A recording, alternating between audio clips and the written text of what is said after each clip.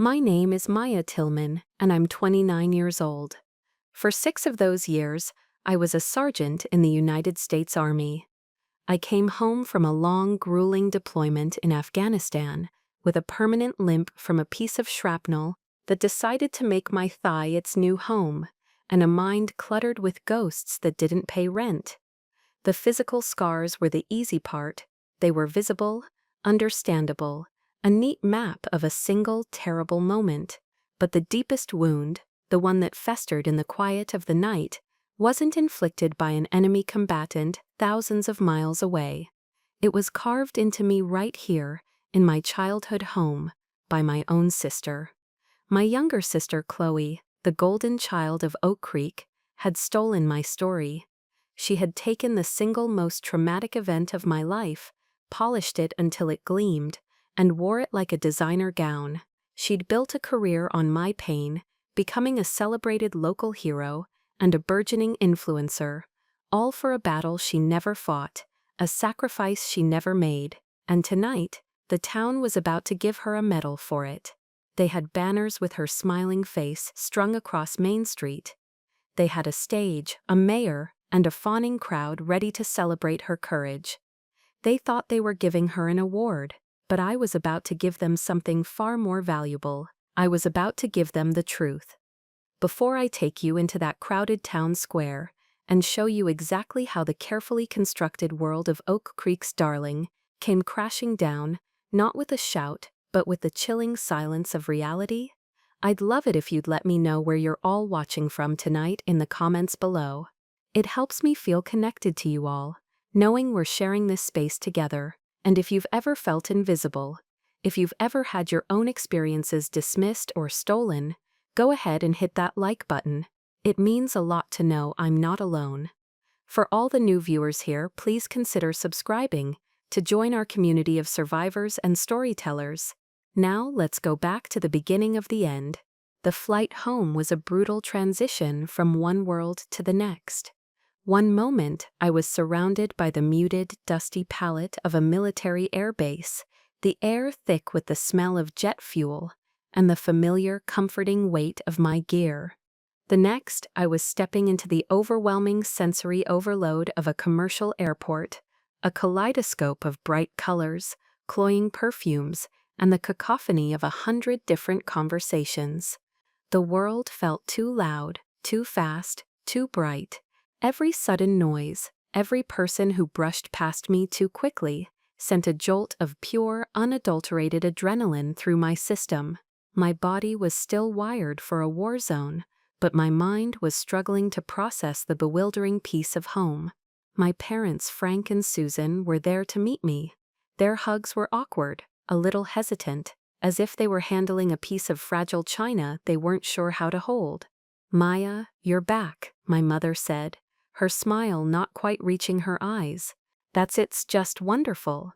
My father clapped me on the shoulder, a little too hard, a gesture that felt more like a performance of fatherly pride than the genuine article. The drive back to Oak Creek was filled with a strained, uncomfortable silence, punctuated by my parents' small talk about rising gas prices and a new grocery store that had opened. They didn't ask about Afghanistan. They didn't ask about my leg. They didn't ask about the friends I hadn't come home with. I think they were afraid of the answers, afraid of the person who had come back to them instead of the girl who had left. The house was the same, yet utterly alien. It was a museum of a life I no longer lived. My childhood bedroom had been converted into a pristine guest room, the walls painted a sterile beige. My posters were gone, my books packed away. All that remained of me was a single framed photo on the nightstand, a picture of a smiling girl in a freshly pressed uniform, taken right after basic training. She looked so young, so full of a naive certainty I couldn't even remember feeling. My parents hovered in the doorway. "We thought it would be nice to freshen things up," my mom explained, wringing her hands. "Chloe uses it when she has friends over." Chloe, my younger sister, the sun around which our family had always orbited. I just nodded, the effort of forming words feeling monumental. I dropped my duffel bag on the floor. The sound was a dull, heavy thud in the quiet room. It felt like I was the guest now, a stranger passing through. That first night, sleep was a luxury I couldn't afford. Every time I closed my eyes, I was back in the suffocating dust of Kandahar, the metallic tang of fear and blood in my mouth. I gave up around 3 in the morning, my heart pounding a frantic rhythm against my ribs. I limped downstairs, the familiar ache in my thigh, a grounding presence in the disorienting quiet of the house. I made myself a cup of tea, the simple ritual a small anchor in a sea of unease. I sat at the kitchen table, scrolling mindlessly on my phone, a habit I'd picked up overseas to feel connected to a world that was moving on without me. That's when I found it. Chloe had always been obsessed with social media, but this was something else entirely. She had an actual brand. Her page was a curated masterpiece of pastel colors, inspirational quotes, and photos of her looking thoughtfully into the middle distance. The handle was Chloe Shines. It was filled with posts about wellness, mindfulness, and overcoming adversity. It was vaguely nauseating, but harmless enough. Then I saw a post from a few months back. It was a link to an article in the Oak Creek Chronicle's online edition. The headline read, "Local Girl's Brush with Death Inspires Community." My blood ran cold. I clicked the link, my hand trembling slightly. The article was about Chloe.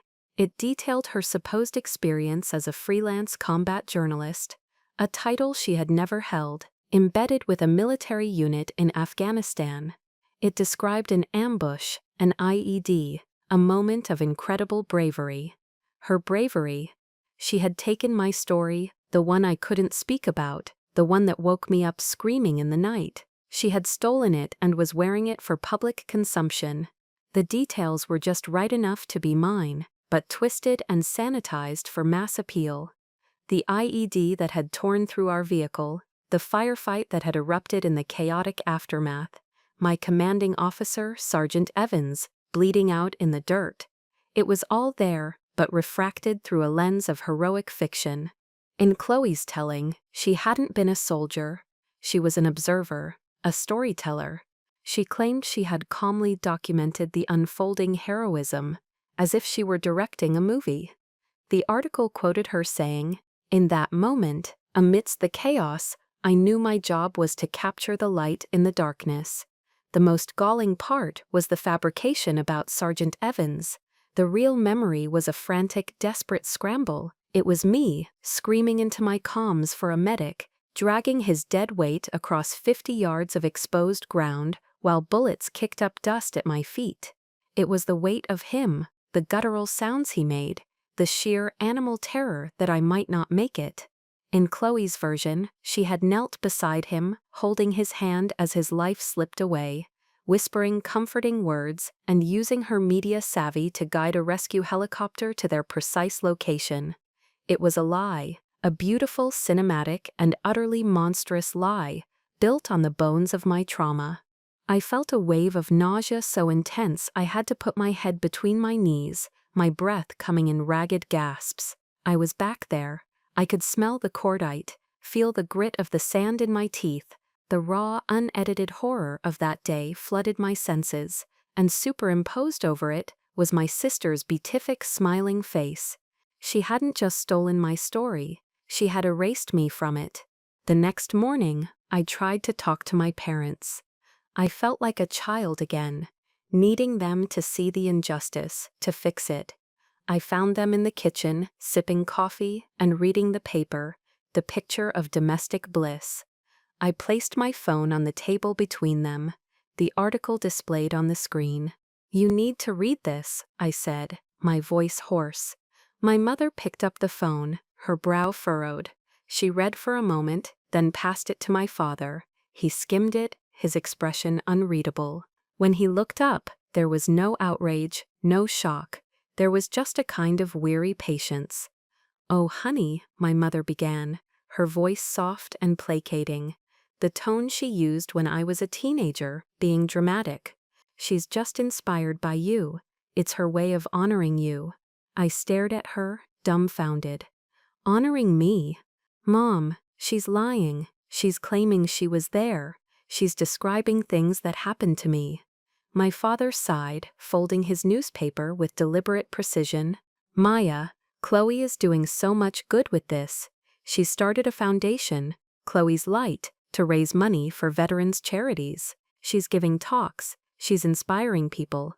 Don't you see the positive side of this? The positive side? He wanted me to see the positive side of my sister, profiting from my trauma. The positive side, my voice cracked. Dad, she's committing stolen valor. It's not just a story, it's a sacred experience. She's desecrated. My mother reached across the table, but I flinched away from her touch. Maya, you've been through a lot, she said, her eyes full of a pity that felt worse than anger. You're still adjusting. Maybe with your condition, you're not seeing things clearly, you can get confused. There it was. The condition. My PTSD. The invisible wound they couldn't see, now being used as a weapon to invalidate my reality. They weren't just defending Chloe, they were actively gaslighting me, using my diagnosis to dismiss my truth. In that moment, I understood. They had a choice between their two daughters, the broken, complicated one, who came back with scars they couldn't understand, or the shiny, perfect one, who offered them a comfortable, inspiring narrative. They had chosen the easy lie over the difficult truth.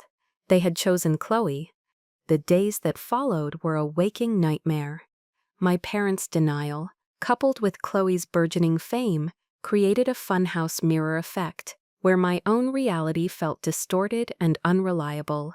Was I going crazy? Was the trauma messing with my memories? I started to doubt myself, to question everything. The line between my waking hours and my nightmares blurred. The echo of the explosion, the desperate shouts, the weight of Sergeant Evans's body. It was all more real to me than the quiet, sun-drenched rooms of my parents' house. I retreated into myself, spending most of my time in the sterile beige guest room. The silence a welcome reprieve from the constant low-level hum of my family's betrayal.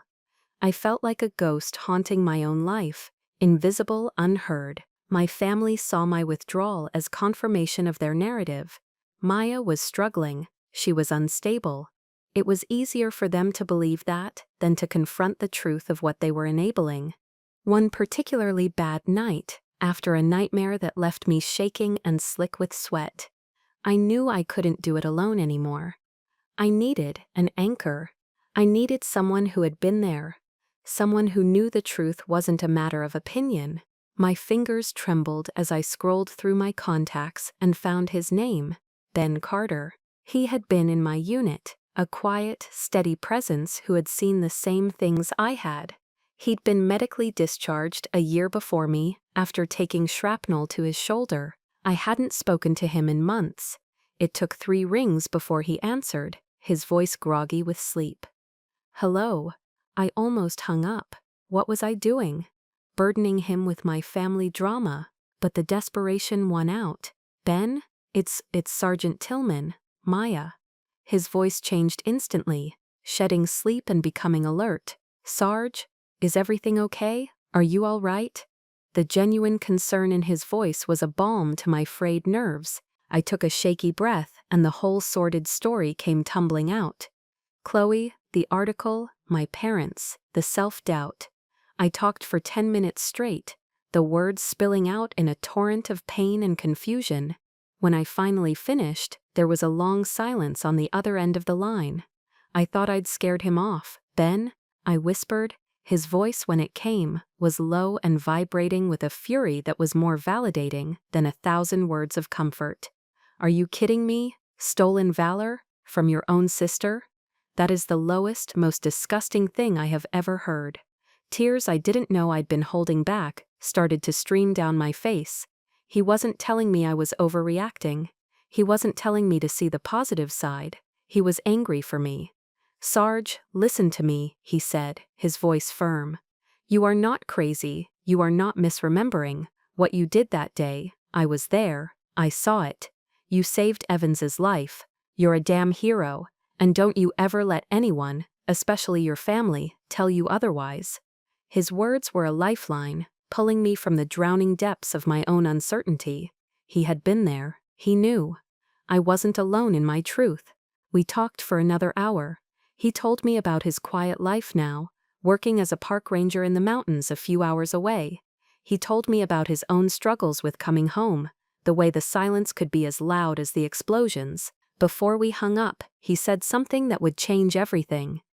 "You know, Maya, if you ever need to prove it, the official after-action report and your commendation paperwork are a matter of public record. It's all documented, and the body cam footage from your helmet, that exists. It's Army property, but it exists." A seed was planted, a tiny, hard kernel of an idea in the barren soil of my despair. The footage, the undeniable, objective truth. In the weeks that followed, Chloe's star ascended with sickening speed. The small town of Oak Creek, always hungry for a hero, had found its perfect idol. She was young, beautiful, and articulate. Her story a perfect blend of trauma and triumph that played right into the national narrative. Her foundation, Chloe's Light, became a local phenomenon. She was on the morning news show in the nearest city, her face looking earnest and compassionate as she spoke about turning pain into purpose. She gave talks at the high school, her carefully rehearsed speech about courage and resilience earning her standing ovations. Her Instagram account swelled with tens of thousands of followers who lapped up her inspirational platitudes and commented with heart emojis and declarations of "You're my hero." My parents were her biggest cheerleaders, attending every event, their faces beaming with a pride that was a constant, twisting knife in my gut. They saw her fame as a reflection of their own good parenting, a validation of the perfect family they had tried so hard to project to the world. They were living in a fiction, and it was the most beautiful, comfortable lie they had ever known. Bolstered by my conversation with Ben, and fueled by a growing, cold anger, I decided I had to confront Chloe one more time. I couldn't let it go on. I found her in her bedroom, which now looked more like a PR office, with a ring light set up in the corner and vision boards plastered on the walls. She was practicing poses in front of a full-length mirror, a vacuous smile plastered on her face. "Chloe," I said, my voice steady, "we need to talk about your story." She turned, her smile faltering for a fraction of a second, before being replaced with a look of practiced concern. "Maya, is everything okay? You look tired." "I'm tired of the lies, Chloe." I kept my voice low, refusing to give her the drama she seemed to crave. "The story you're telling everyone. The ambush. Sergeant Evans. It's my story, not yours." She tried to play dumb at first, her eyes wide and innocent. "I don't know what you mean. I've always said you were my inspiration." "Inspiration is one thing," I shot back. "Identity theft is another. You're claiming you were there." That's when her facade cracked. The innocence vanished, replaced by a defensive, petulant glare. I remembered all too well from our childhood. "I am honoring you," she snapped, her voice rising. "Why can't you see that? You came back so broken. You're all shadows and silence. I'm bringing light to your sacrifice. I'm making it mean something." The audacity of it stole my breath. It already meant something, I said, my voice dangerously quiet. It meant I almost died. It meant Sergeant Evans almost died. It means I can't sleep through the night. What more meaning does it need? She scoffed, turning back to the mirror, dismissing me. "You're just jealous. You're jealous that people are listening to me. You always had to be the one in the spotlight, even when we were kids. Well, for once, the spotlight is on me, and you can't stand it." That was when the deepest betrayal came out.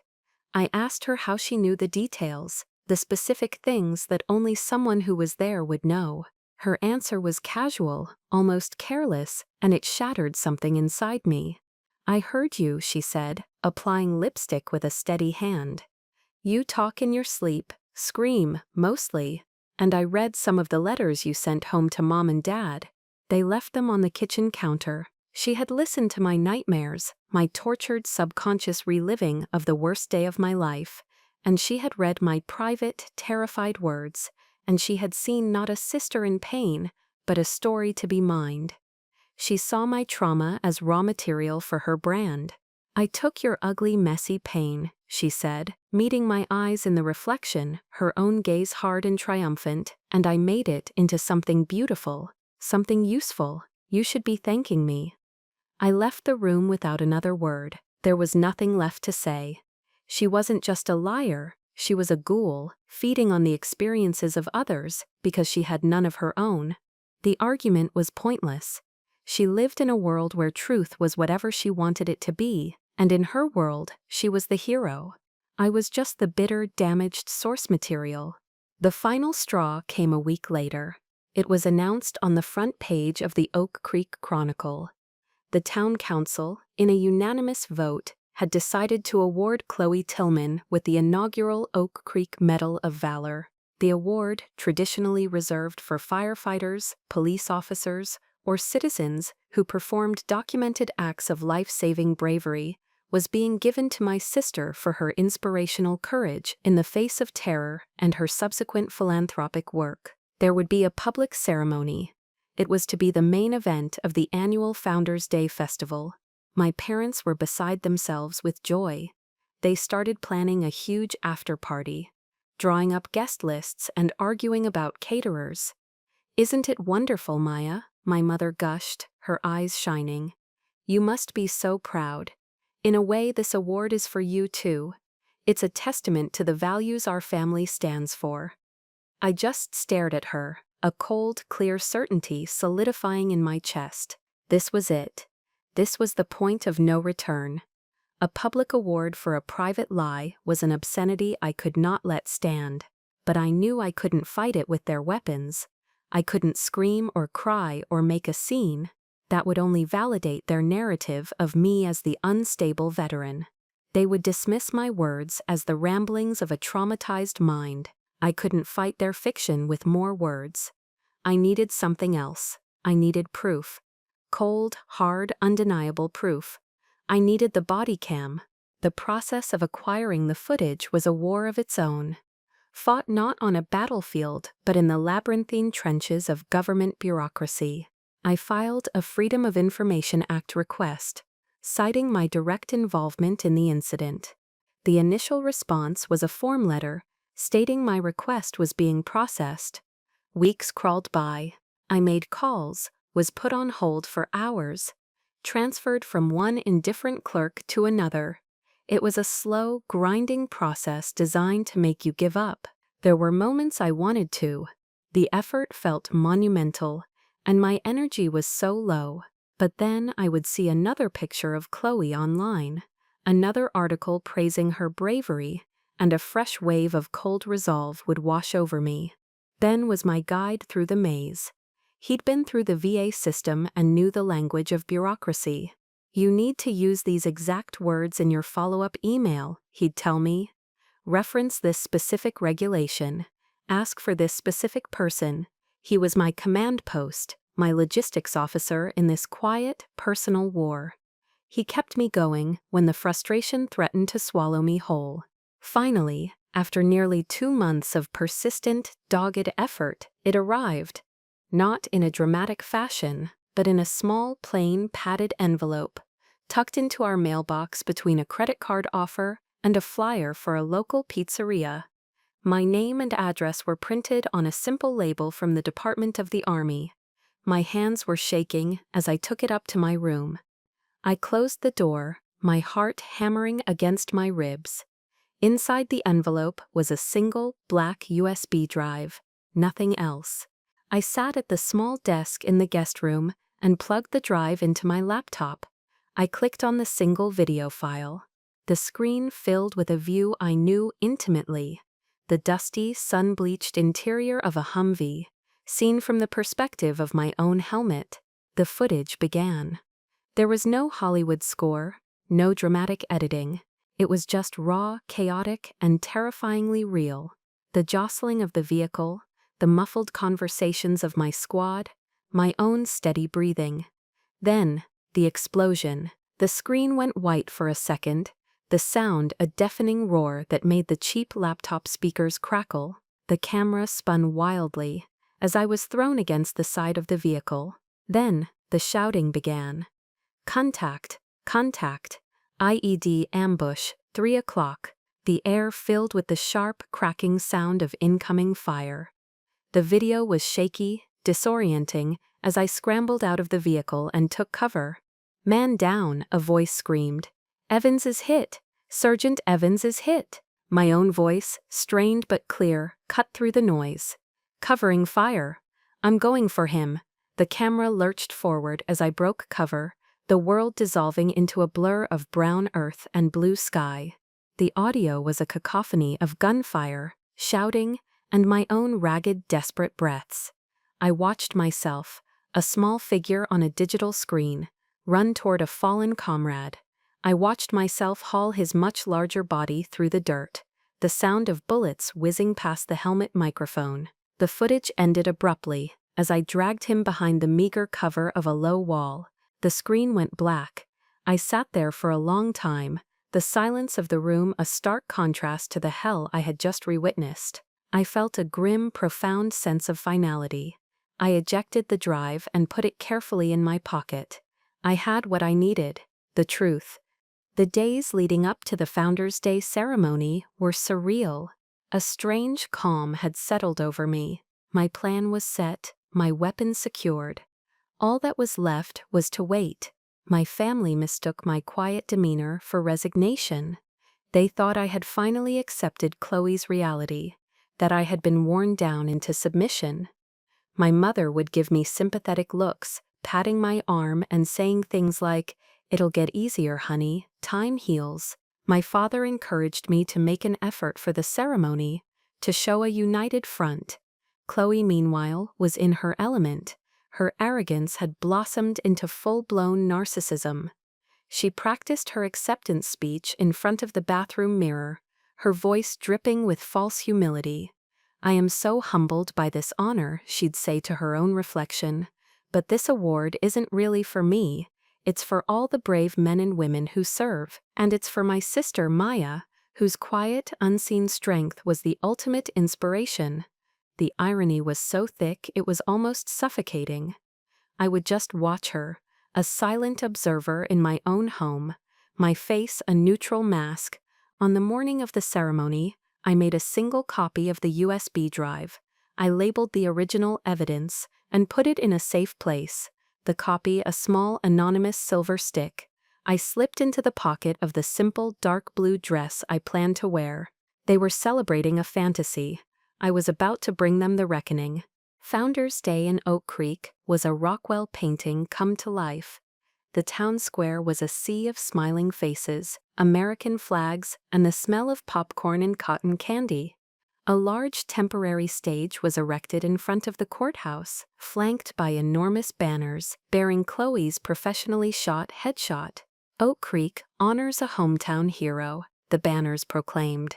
Local news vans were parked along the perimeter, their cameras pointed at the stage, ready to capture the town's proudest moment. I found a seat on a bench near the back of the assembled crowd, away from the main throng. A few minutes later, Ben sat down beside me.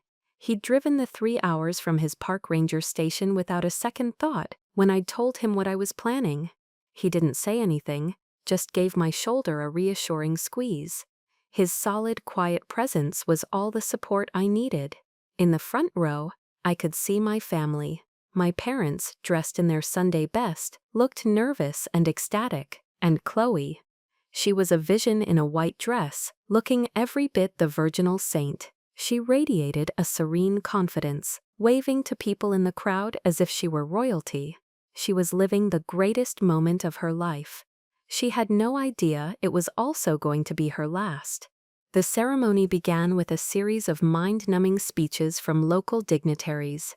Finally, the mayor, a portly man named Bill Henderson, with a politician's practiced smile, stepped up to the podium. He launched into a fawning, saccharine introduction, his voice booming through the speakers.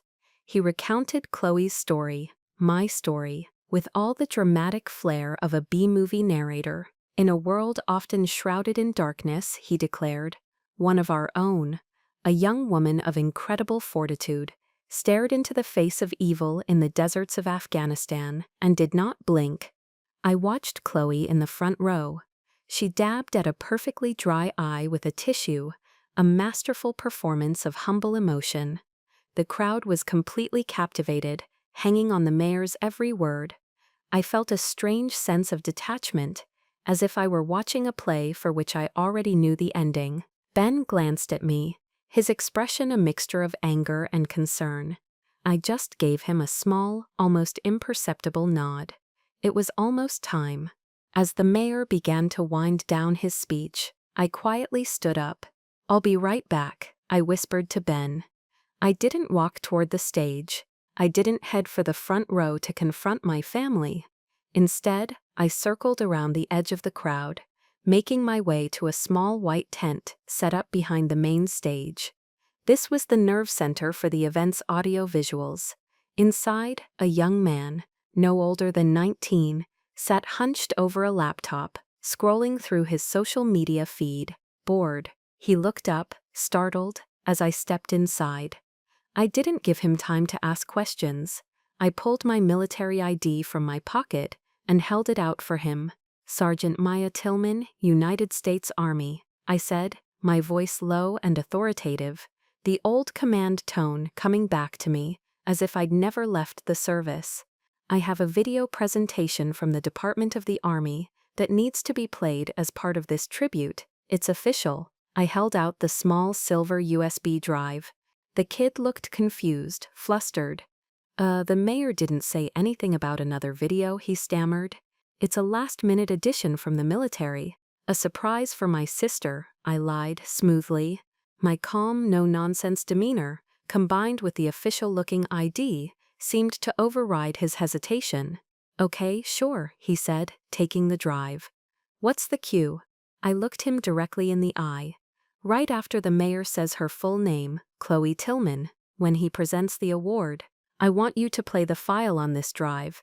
Play the entire thing. Do not stop it for any reason. Do you understand?" He nodded, his eyes wide. "Yes, ma'am." I gave him a curt nod and stepped back out of the tent, melting back into the shadows at the edge of the crowd, just as the mayor's voice reached its crescendo.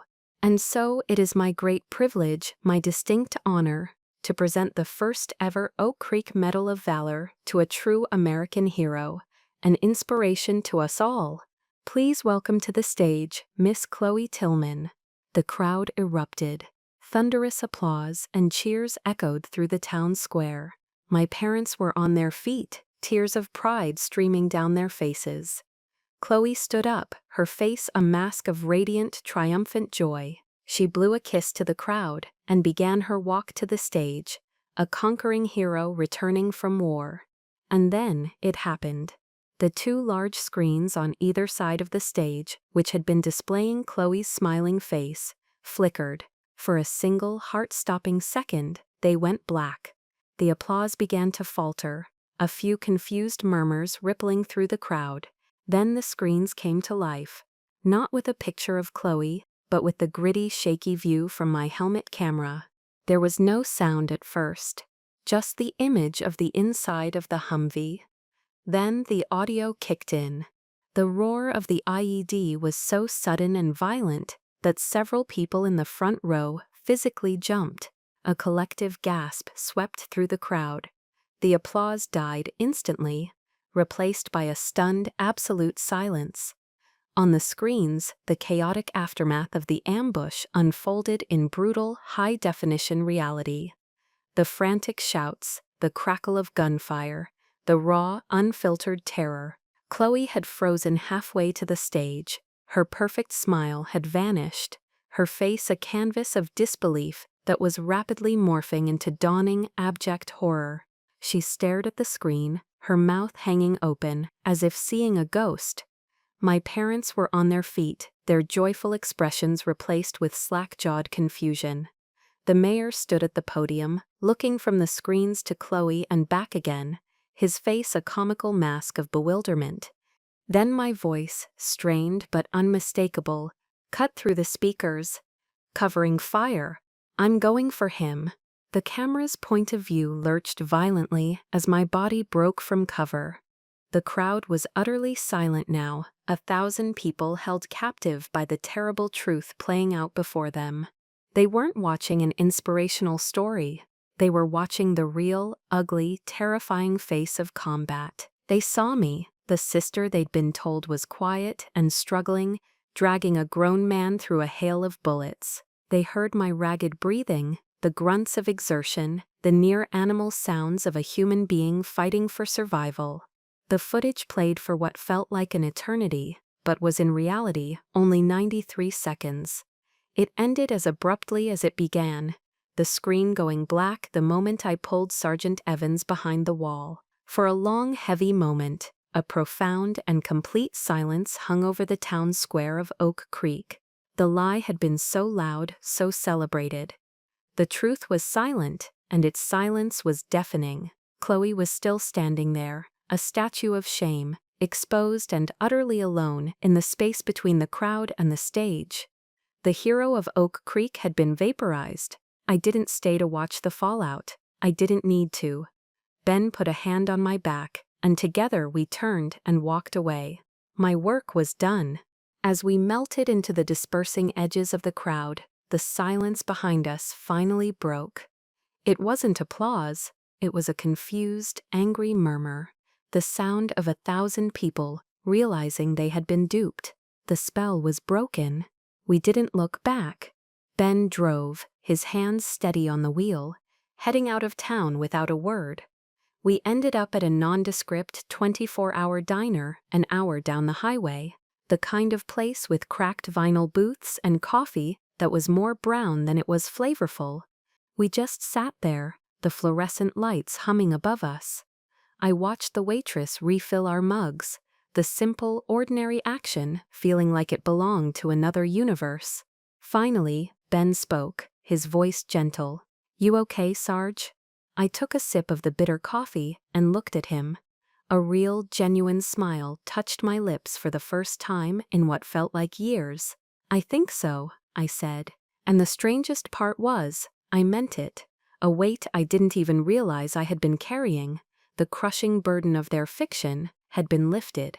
My phone, which I'd left on, started to buzz incessantly on the table. Calls and texts from my parents, from numbers I didn't recognize. I picked it up, looked at the screen for a moment, and then turned it off. The silence was bliss. We found out later what had happened in the immediate aftermath. The local news, which had come to broadcast a celebration, instead captured a full-blown meltdown.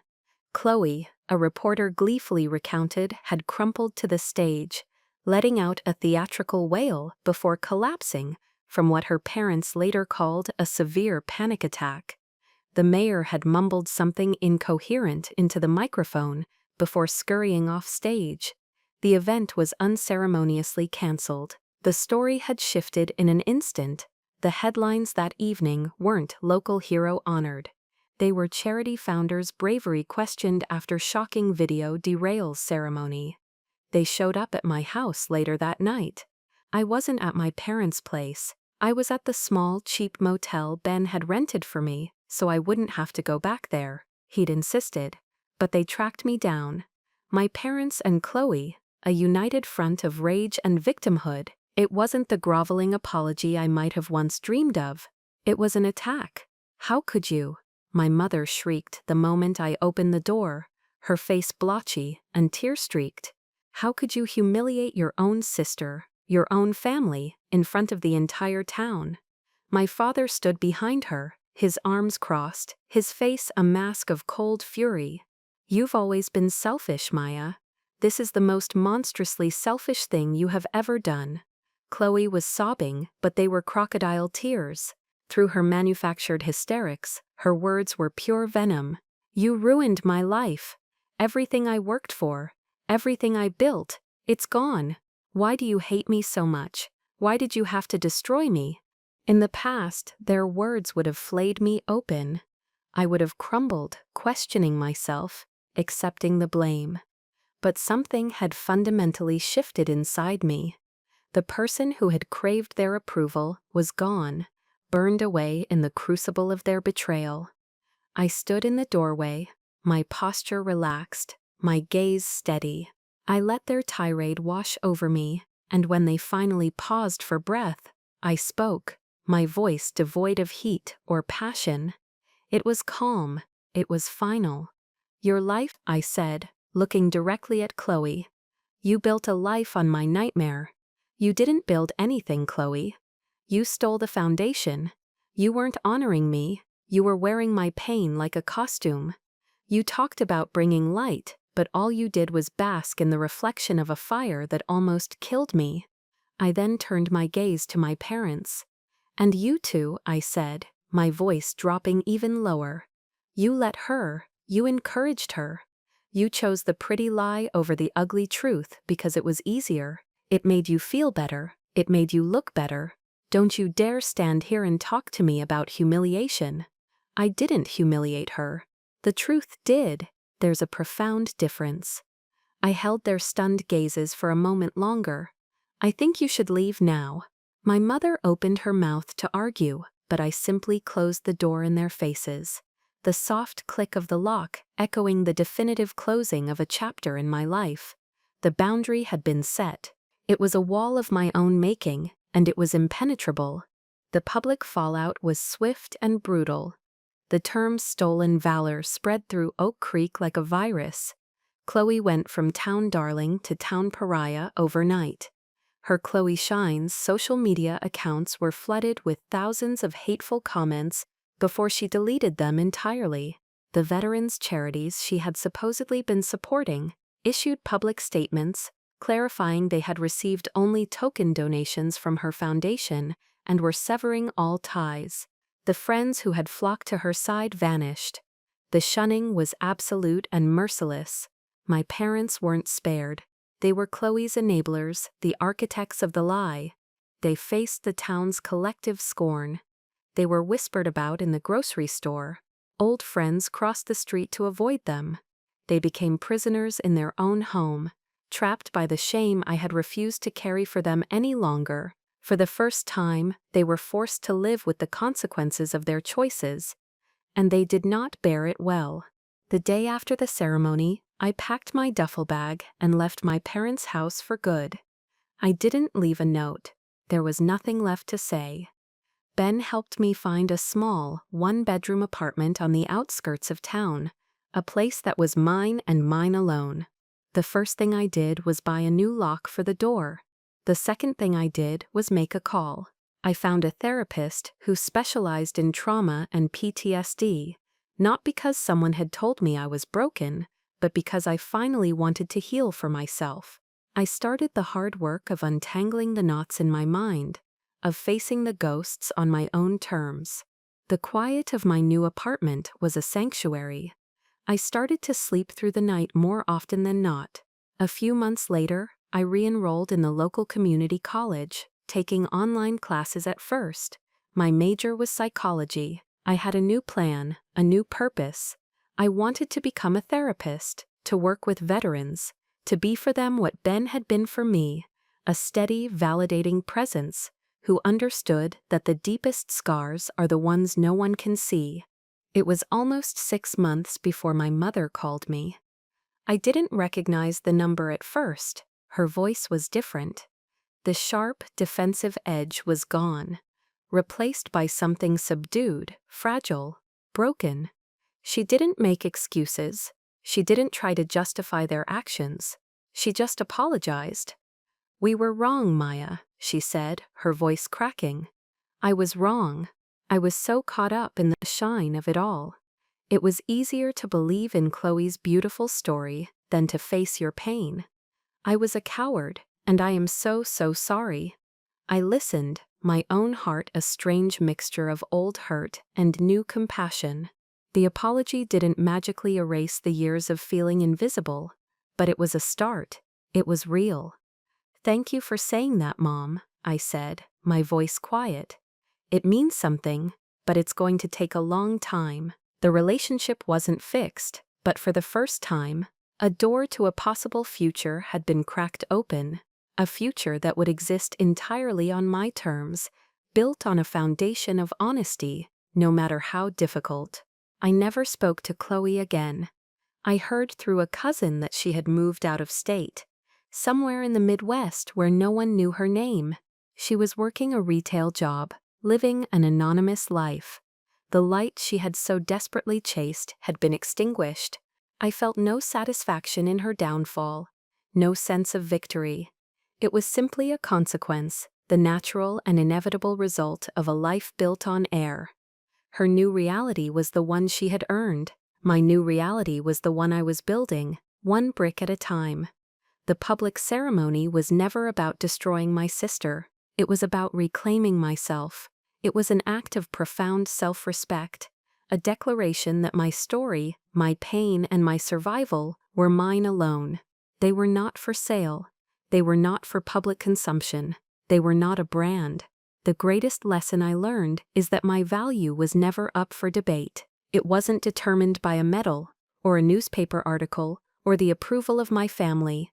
My worth existed in the quiet moments, in the courage it took to pick up the phone and ask for help, in the discipline it took to do my therapy homework, in the simple act of walking away from a battle that was no longer mine to fight.